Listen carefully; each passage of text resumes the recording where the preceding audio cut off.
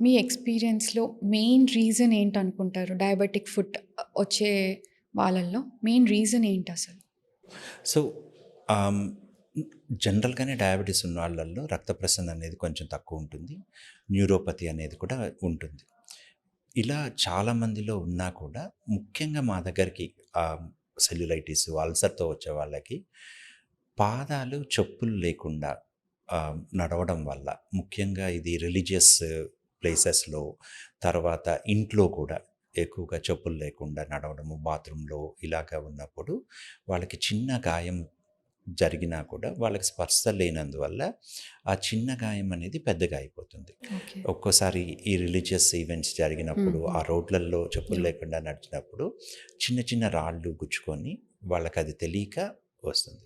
మా దగ్గరకొచ్చే 70% వాళ్ళల్లో ఇదే ముఖ్య కారణంగా ఉంటుందండి. రెండోది ఆహ్, డ్రైగా స్కిన్ అయ్యినందువల్ల ఆ స్కిన్ పగలడము, ఆ స్కిన్ పగిలిన దాంట్లోకి చిన్న ఇన్ఫెక్షన్ రావడము అనేది ఇది రెండో కారణం. ఈ 2 కారణాల వల్ల జనరల్‌గా జరుగుతుంది.